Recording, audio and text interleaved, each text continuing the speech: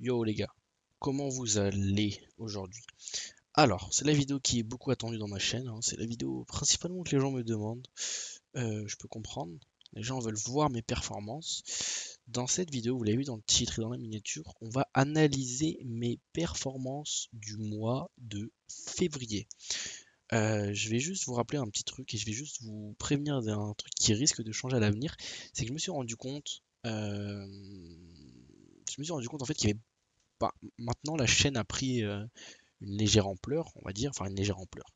Il y a pas 40 milliards d'abonnés, mais voilà, j'ai pris 1300 abonnés, etc. Donc maintenant, il y a un petit peu plus de personnes qui me regardent, etc. Tout ça. C'est vrai qu'au début, j'étais vraiment on était en petit comité, si vous voulez.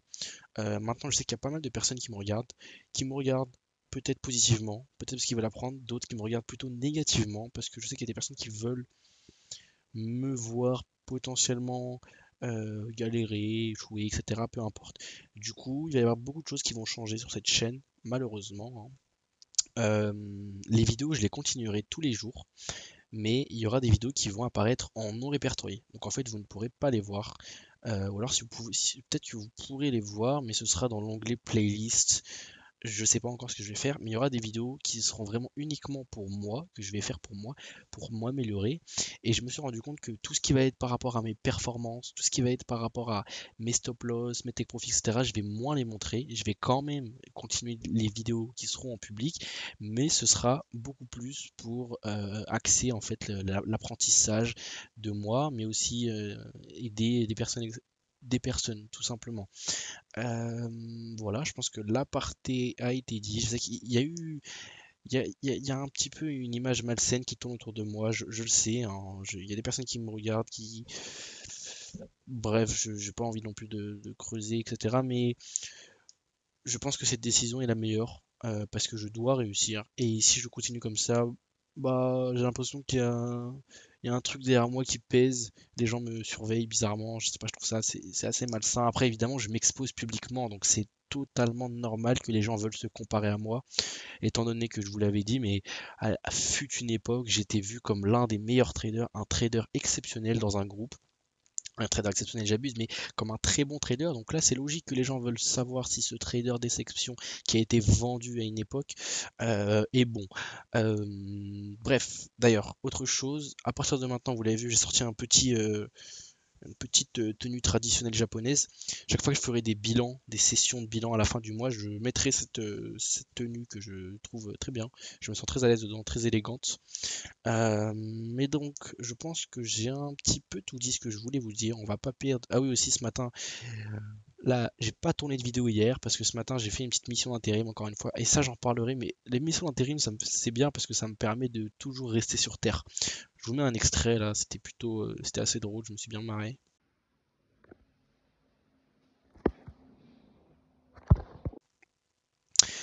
Mais bref, du coup, on va voir mes performances sur le marché FX au mois de février.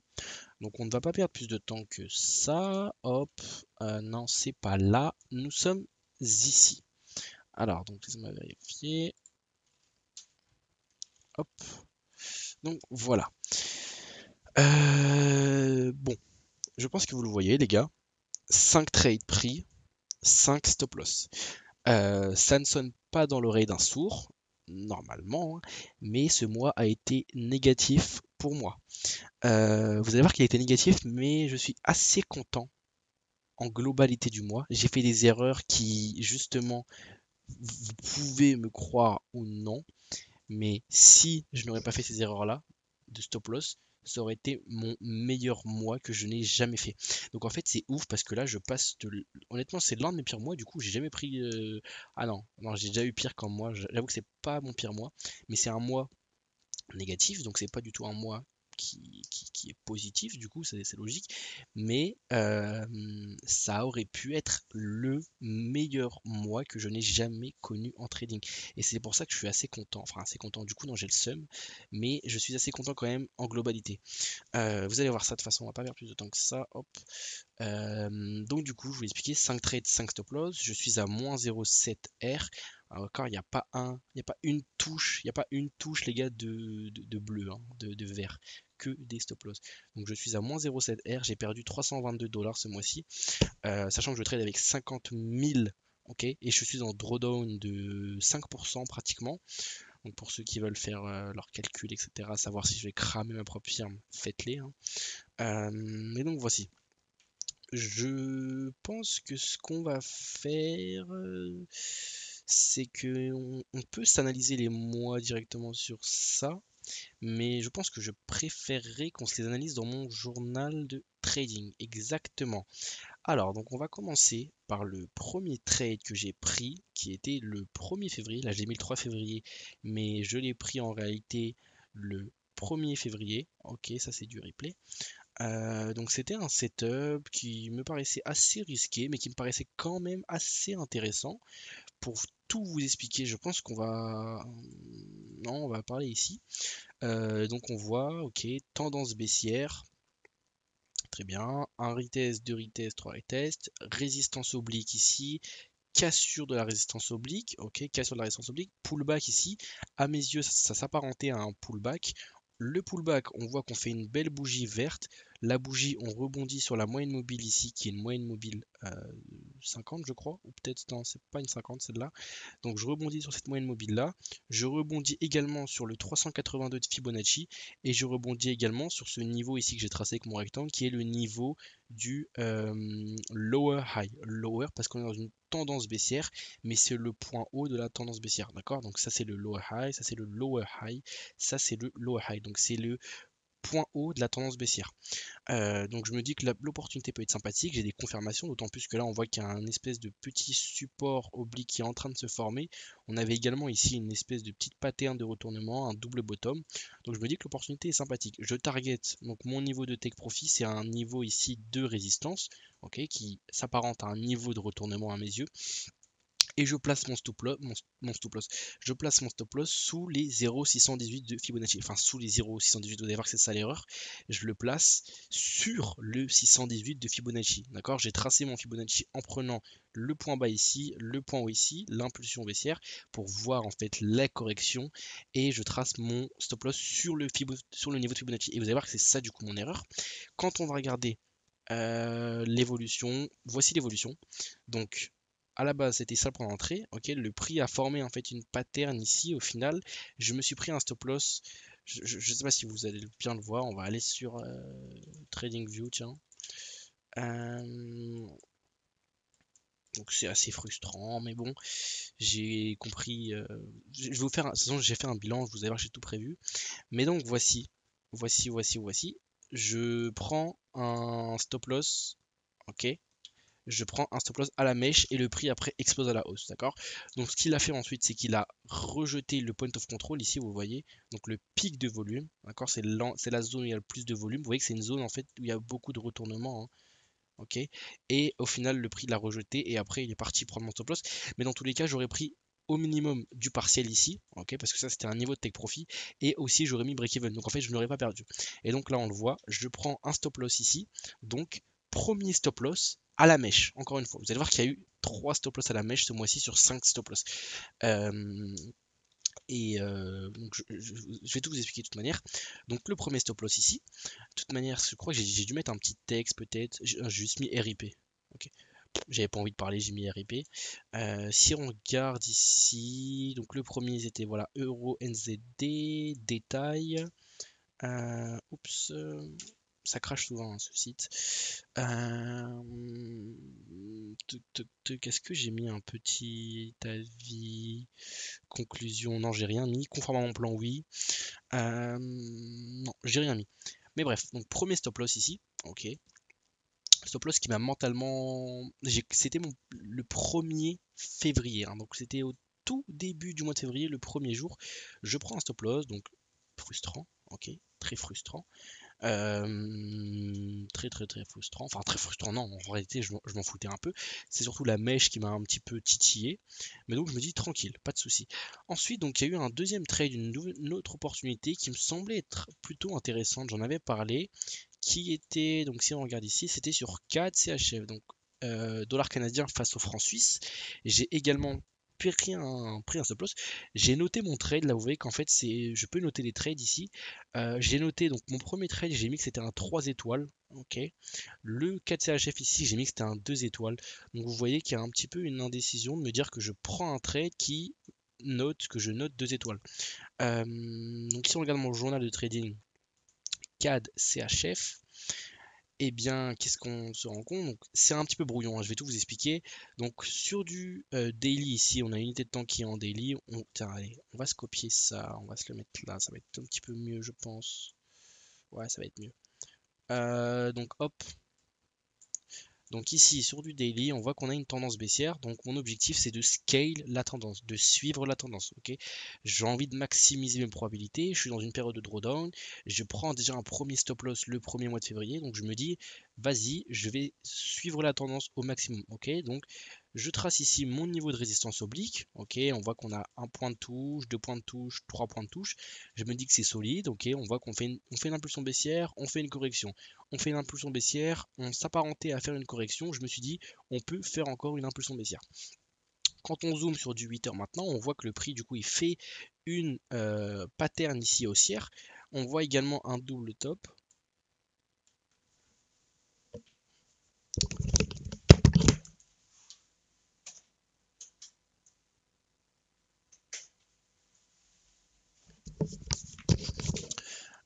Donc on voit également un double top ici. Et donc le prix, donc mon point d'entrée ici, là, vous voyez, on va vraiment zoomer sur ce graphique. Est-ce que je peux zoomer? Je crois pas. Mais donc mon point d'entrée ici, il est un petit peu agressif parce qu'on voit en fait qu'on rejette un niveau de résistance ici. Ok, on a un rejet ici, 2 rejets ici, hop, 2 rejets ici, un troisième rejet ici en tant que support. Donc je me dis que ça peut être une zone de polarité très intéressante. Je vois également que le prix fait des belles bougies rouges qui s'accentuent, donc je me dis que ça peut être intéressant. Également là, ça n'a pas été mis, je crois que ça a été mis, hop, un petit peu plus bas, voilà. Ça va être plutôt intéressant. Mince. Tac. Tac, tac, tac. Donc, voilà. Je me positionne ici. Également, mes zones qui me confortaient, c'était que le prix était positionné, encore une fois, en dessous du 50% de Fibonacci. Vous le savez, mais les 50% de Fibonacci, c'est un petit peu le point pivot. C'est-à-dire que quand on passe au-dessus, on est plutôt axé vraiment sur essayer d'acheter le marché. À l'inverse, quand on est sous les 50%, bah justement, on est confortable. Et également, ici, je ne vous l'ai pas mis avant, mais on voit qu'on rejette le point of control ici. Donc, c'est ma barre en rouge ici qui traverse tout mon graphique. Ok. Et en fait, on a un beau rejet du 50% de Fibonacci. On a également le point of control et on a également aussi la moyenne mobile ici qui est une lissée 200 sur du 4 heures qui est appuyée en fait ici, qui est en dessous. Donc, je me dis que ça peut être intéressant.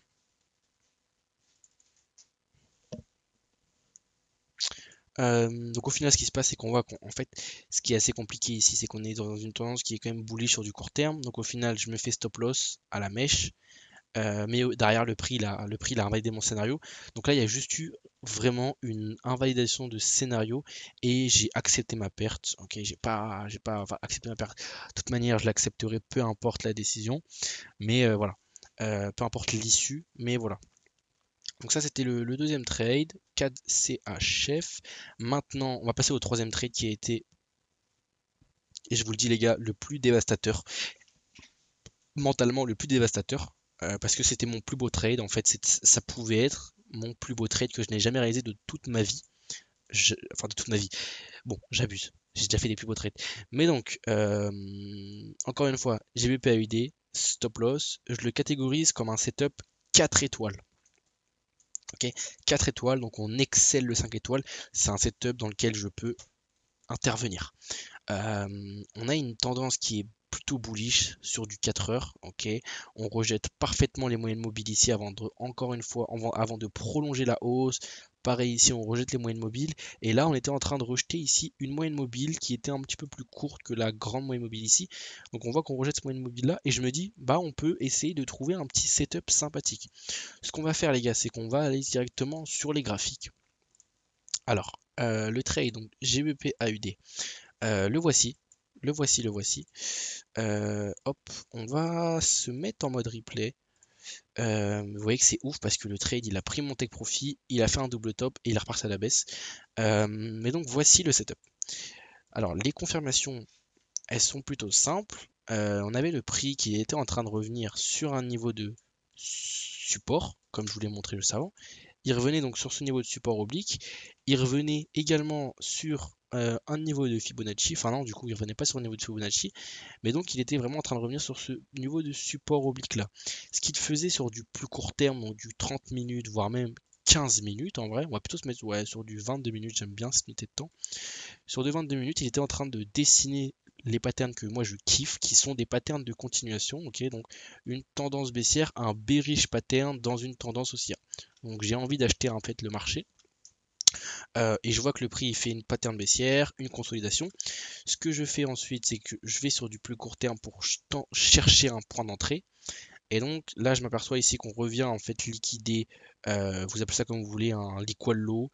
L'equal low, c'est juste, moi, c'est comme ça que je le vois, c'est le low qui égalise le précédent low. Donc en fait, ici, on a donc un plus bas, ok, qui revient s'appuyer. Donc moi, je me dis qu'en plus de ça, le prix revient sur le gros niveau de support oblique que j'ai tracé sur du 4 heures ici.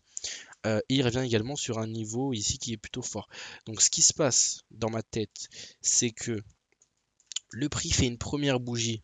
Ok, on voit qu'il a fait un doji, il fait une première bougie, puis il fait une englobante. Ok, une espèce de petite englobante ici qui va englober une, deux, trois bougies. Je me positionne et l'erreur que j'ai faite ici, parce que j'ai eu beaucoup de personnes qui me disaient oui, non mais c'est parce que ton prix n'était ton stop loss était sur une FVG, ton stop loss était sur ça, ton stop loss était sur ci. Peut-être, honnêtement, je suis pas là à dire non, c'est faux. Moi, je sais que l'erreur, c'est quoi? C'est que je n'ai pas laissé de marge sur mon 25% de Fibonacci. Et c'est ce que je fais tout le temps d'habitude, mais je l'ai pas fait ici. Donc c'est comme le 618, hein, c'est exactement le même truc. J'ai mis, c'est comme le premier trade. Hein.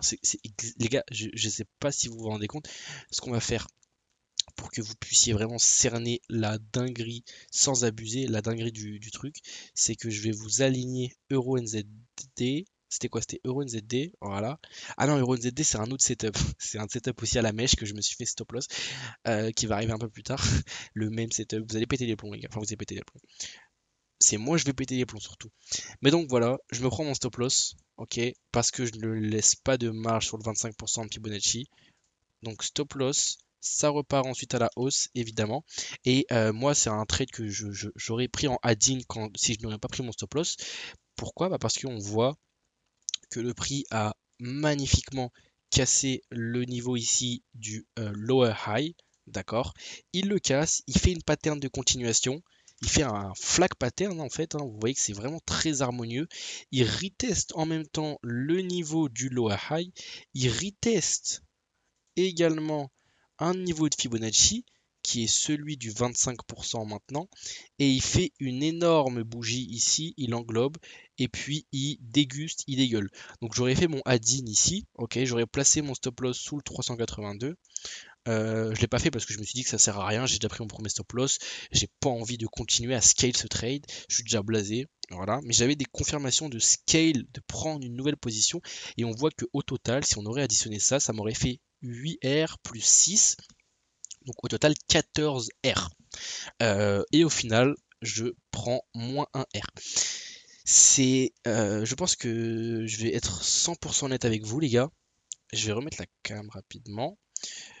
Je pense que c'est l'un des trades qui a été le plus frustrant dans ma carrière, honnêtement, mais c'est celui-là qui m'a fait le plus évoluer. C'est-à-dire que là maintenant, je vais rentrer avec une agressivité beaucoup moins agressif, je vais être beaucoup moins agressif, je vais être beaucoup plus sélectif et je vais surtout mettre de la marge sur mes stop loss parce que mes stop loss, c'est ça mon problème en réalité. J'ai tout le temps sur les 5 trades, les gars, sur les 5 trades que j'ai pris, sur les 5 stop loss que j'ai pris, 3 était dans le biais.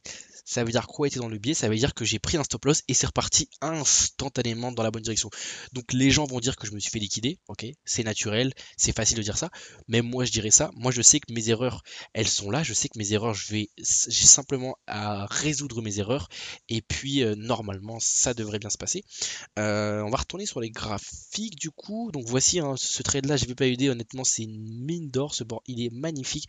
D'autant plus que ce qui s'est passé juste après, c'est qu'on est venu avoir on a fait en fait un double top, ok. Les gars, je trade les double top. Vous pouvez me traiter de retail si vous le désirez. Je trade les double top moi. Donc on a fait un double top, ok. On a fait la cassure de la neckline. On a fait un pullback ici et on est venu après dégueuler. Donc en fait, j'aurais même pu prendre un nouveau trade à la baisse. Mais ça, ce niveau-là, je suis à ça. Parce que là, honnêtement, ça c'est si jamais cette performance-là globale sur GBPAUD elle serait passée, ça aurait fait mon trimestre. Je serais sorti de mon drawdown, je serais certainement validé ma profession.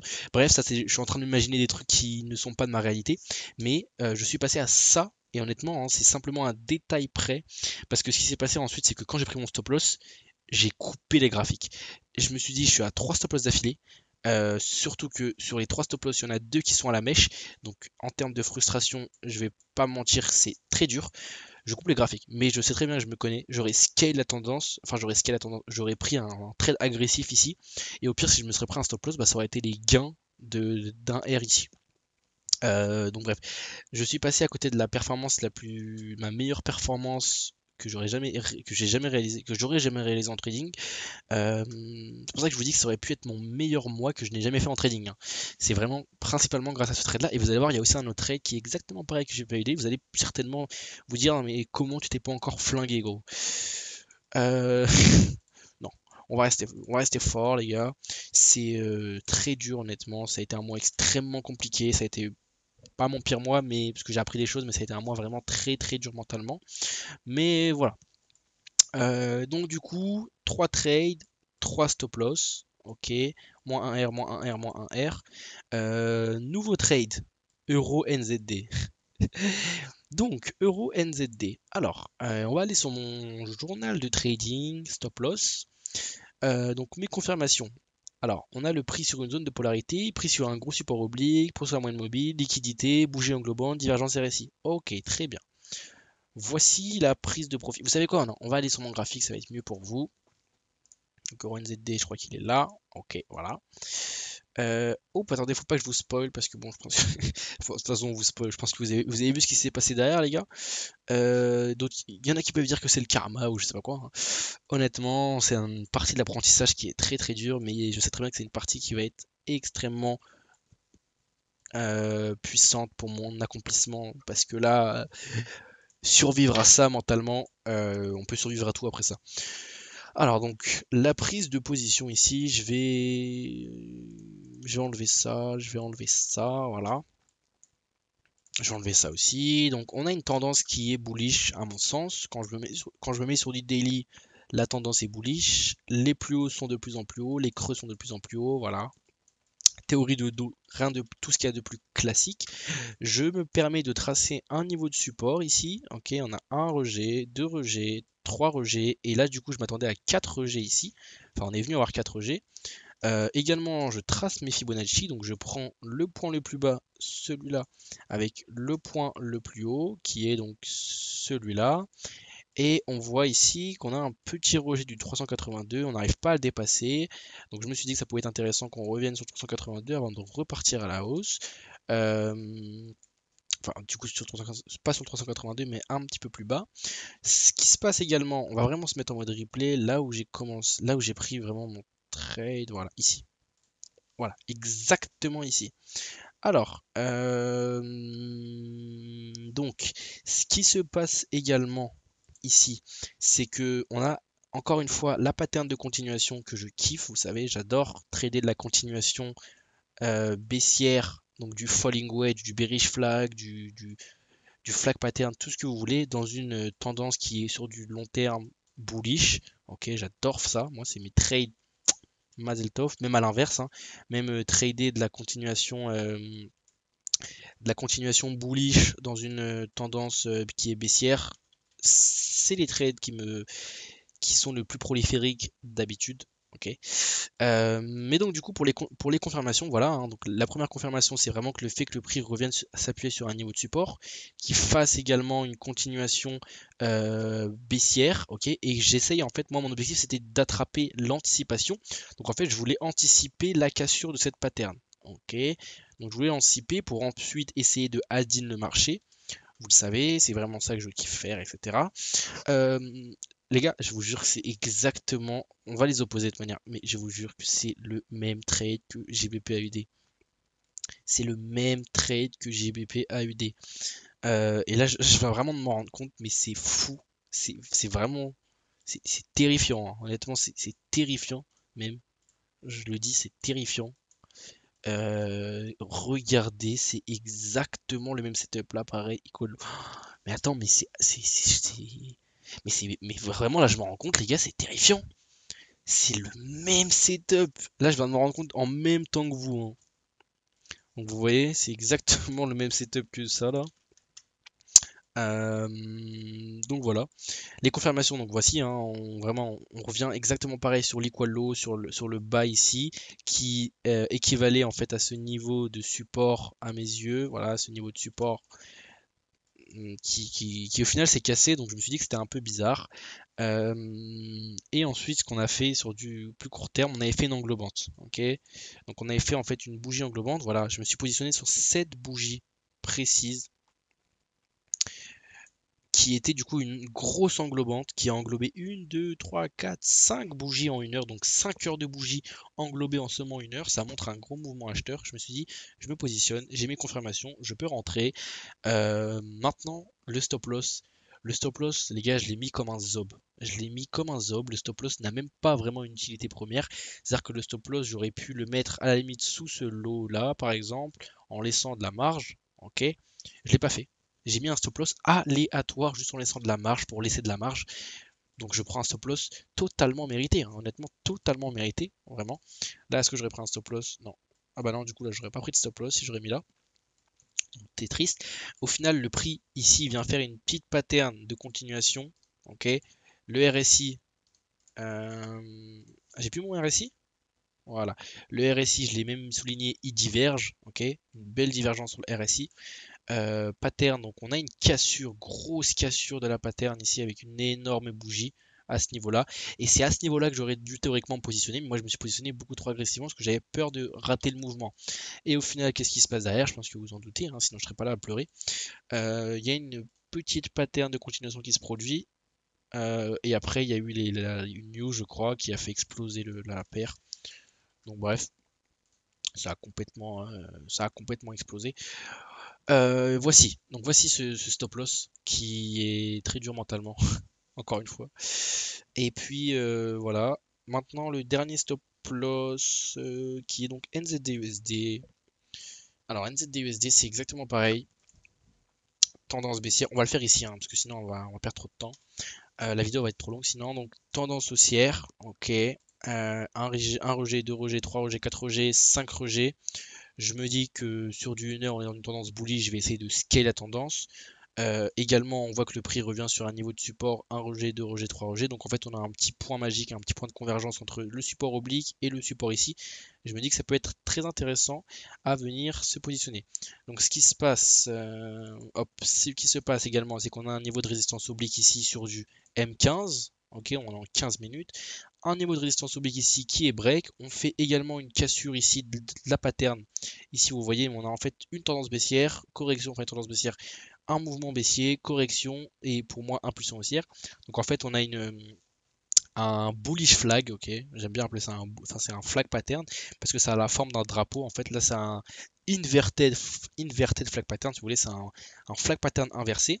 Également, donc on casse la résistance oblique, on fait un pullback de la résistance oblique, on pullback les moyennes mobiles, on pullback le 25% de Fibonacci. Vous voyez ici que c'est un gros point de convergence et on pullback également le niveau de la résistance du flag pattern. Donc ensuite on fait une bougie, deux bougies vertes. Je me positionne à ce niveau-là en plaçant mon stop loss sous les plus bas ici, en laissant de la marge ici, en veillant à laisser de la marge. Ce qui se passe derrière, c'est que donc le prix, il m'a pas stop loss, mais il repart à la baisse. Et je me dis que ça peut être intéressant de se repositionner parce qu'en fait, on était en train de revenir sur le gros niveau de support oblique, sur le niveau de support ici, et on était aussi en train de revenir sur le niveau de résistance. Donc en fait, on avait un triple point de convergence.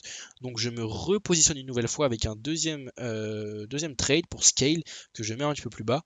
Et au final, on a une news sur le dollar néo-zélandais qui me fait sortir. Donc je me fais sortir stop loss, 5 stop loss ce mois-ci. Euh, donc voilà, les gars, je pense que c'est pas fini, hein. Il y a une autre partie à la fin là. Mais voilà, je pense que vous avez vu un petit peu mon mois de février. Je vais vous expliquer rapidement maintenant pourquoi je suis content de ce mois. Alors, déjà, ce qu'il faut comprendre, c'est que j'ai pris 5 stop loss, 5 trades. J'ai pris que 5 trades. Vous allez vous dire pourquoi. Parce qu'il y a déjà sur le marché très peu de volatilité et très peu d'opportunités, moi, qui m'intéressent. Et derrière, aussi à côté, ce que je suis en train de faire, c'est vraiment, je suis en train de scale au maximum en ce moment la crypto-monnaie. Ok, c'est surtout de l'investissement spot en crypto-monnaie. Donc j'avoue que là, je suis moins focus sur le forex. Il suffit de toute façon, hein, je pense que vous l'avez vu, mais il suffit d'aller sur le marché crypto, hein, pour que ça ne sonne pas dans l'oreille d'un sourd, excusez-moi. Mais bon, vous avez un Bitcoin qui a avoisiné qui a avoisiné la tâche, etc. Donc les altcoins sont en pleine furie, tout ça. Donc j'avoue qu'en ce moment, je suis beaucoup plus sur les cryptos que le forex. Et je vais même d'ailleurs, je pense, commencer à trader la crypto avec mon compte propre firme. Voilà un petit peu pourquoi j'ai pris que 5 trades, même si en réalité 5 trades, bah c'est pas que pour ça, hein. J'aurais pas pris plus de trades, je pense. Maintenant, on va passer au bilan, ok? Au bilan de ce mois, qui est du coup un mois sur le papier négatif, mais pour moi qui est un mois positif. Alors, donc j'ai mis beaucoup de points, j'ai mis les points positifs et les points négatifs. On va commencer par les points positifs. Donc, tu as très souvent le biais de la tendance et tu as un bon niveau d'analyse technique. Exemple. Donc voilà, hein, je vous montre tous mes trades. Là, je me fais sortir à cause du stop loss. Je vous l'ai expliqué parce que je ne laisse pas de marge. C'est pas parce que c'est un FVJ, ça peut aussi être ça, hein. Si ça vous intéresse de dire ça, au moins si ça peut vous conforter, ça peut vous faire du bien, tant mieux. Mais moi, je le sais, c'est juste que je n'ai pas laissé de marge. Ok, donc on a ce premier trade, ce deuxième trade exactement pareil qui part à la hausse et ce troisième trade pareil qui part à la hausse. Après, il y a vraiment deux stop loss que j'ai pris, NZD/USD, 4CHF. Ces stop loss là, je devais les prendre. De toute manière, c'est des stop loss que j'ai voulu trader un peu agressivement. 4CHF, honnêtement, j'aurais dû m'abstenir de trader j'aurais dû m'abstenir de le trader, de prendre le trade, de prendre la paire. Mais NZD/USD, j'avoue, de toute manière, je pense que ce stop loss là, vraiment, c'est un stop loss que j'aurais pris. Donc voilà. Voilà le premier point positif, c'est que j'ai tout le temps, j'ai un biais de la tendance à 75%, les gars. Je sais pas si vous vous rendez compte. Je sais pas si vous vous rendez compte. C'est-à-dire en fait que le prix vient prendre mon stop loss et vient partir dans mon sens à 75% sur 5 trades aussi. Donc ensuite, j'ai un risk-reward ratio d'au moins 1 pour 3. Donc ça, en vrai, c'est classique, hein. Ça, je l'ai mis en point positif juste pour pouvoir mettre des points positifs. Mais ça, c'est logique, je dois respecter mon plan. Tu respectes ton plan sur le côté analyse technique, donc c'est vrai que j'ai pas mal de confirmations. Mon plan, moi, me stipule de rentrer dans la tendance ou contre la tendance. Contre la tendance, je dois attendre impérativement un pullback, mais je dois avoir au minimum 4 confirmations. Donc c'est le cas à chaque fois, j'ai souvent plus que 4 confirmations. J'avoisine des fois 4, 5, voire même 6 confirmations. Donc je trade la tendance long terme weekly, daily, mais passer là en H1, H4, c'est vrai que par exemple sur ce trade là, on voit qu'en weekly, daily, bah on était bullish. Là sur du H1, on voit que c'est plutôt baissier quand même, quoi. Donc en fait c'est un petit peu ça qui est contraignant. Pareil ici, on voit que c'est baissier sur du court terme, après ça explose, donc voilà. Mais c'est vrai que je devrais peut-être essayer de trader aussi la même tendance qui est en weekly en H1, H4. Ensuite, donc j'ai un money management assez bon dans mon drawdown.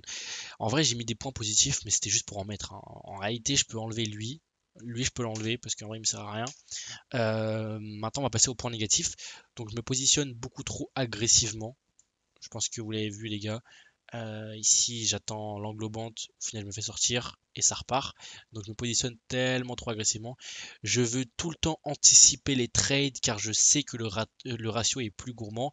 Et c'est vrai, en fait, je pourrais attendre la cassure ici. J'aurais pu me positionner par exemple à ce niveau-là. Vous voyez, on a attendu la cassure ici du low. On a break enfin, le high ici. On a cassé la moyenne mobile.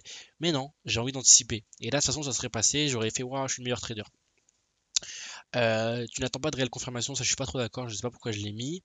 Tu mets des stop loss qui ne sont pas logiques, c'est totalement vrai, mes stop loss sont totalement illogiques les gars. Ils n'invalident pas ton scénario si tu le prends. Ça c'est tellement vrai, bordel. C'est-à-dire que même si je prends mon stop loss là, il n'y a rien qui a été invalidé en fait. Le scénario est toujours bullish quoi. Donc c'est vrai. Et je ne trade pas dans la tendance court terme. Ça aussi. Maintenant, il y a aussi un point positif que je peux rajouter, c'est que je n'overtrade pas. Je n'overtrade pas les gars. Et ça, honnêtement, c'est quand même quelque chose qui est un point que moi avant je butais sur ça. Mais maintenant, ça y est, j'arrive à vraiment sélectionner les trades. Là, ce mois-ci, ce n'est pas passé pour des erreurs de stop loss, pour des erreurs d'agressivité. Ces erreurs-là, ces points-là, quand je vous ferai le bilan en avril, j'espère qu'ils seront résolus. Ok, et je vais les résoudre. Voilà, la vidéo est très longue. Très longue, c'est une vidéo assez longue. Je pense que je vous ai un petit peu tout dit, les gars. Donc j'espère que ça vous a plu, ce petit récap.